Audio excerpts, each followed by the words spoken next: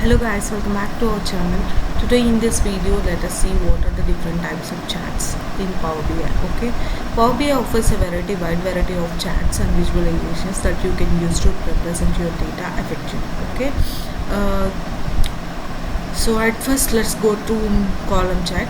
Column chat displays data in vertical columns, make it easy to compare value across categories or time periods. Okay, in order to have time periods, in order to compare vertical columns, making it easy.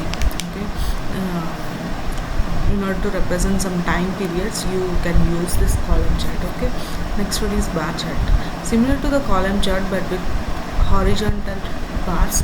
It's useful for comparing data categories that have two long names or labels. Okay, and line chart shows data points connected by lines, often used to visualize trend over time. For trend, okay, current trends and all. Okay, for that we will use line chart. Data points could be by lines. Okay, and area chart, in order to represent this area chart, it is also a similar like line chart, but with a area below the line filled with color. Okay, useful for displaying cumulative data or emphasizing magnitude of change over time. Okay, and pie chart represents data as slices of pie, with each slice showing the proportion of a whole, useful for displaying distribution of categories. Okay, categories. And donut chart, similar to a pie chart but with a hole in the center. It can be used to show the relationship between categories in more compact way. Okay, and then scatter chart displays data as individual points on a two-dimensional plane. It's useful for visualizing relationships between two numerical variables. And next one is bubble chart, an extension of the scatter chart where data points are represented as bubbles. It can show three numerical variables: x-axis, y-axis, and bubble size. Okay, and map visualization. Power BI offers various map visualizations like fillet maps, shape maps, and custom maps visualizations for geospatial data representation. Okay, for geospatial like countries, in order to represent there, you will use this map visualization. And then table. Okay, a simple tabular representation of data. You can customize the table's appearance and add additional formatting to highlight specific values. Okay, and next one is matrix, similar to table but with rows and columns, making it useful for displaying multi-dimensional data and hierarchies. Next one is card.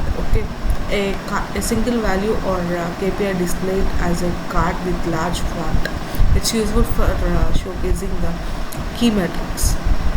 Next one is gauge, presents data as a dial or gauge, often used to show progress towards a goal or target. Okay, and then KPI indicator visualizes key performance indicators with icons and trends arrows to indicate performance.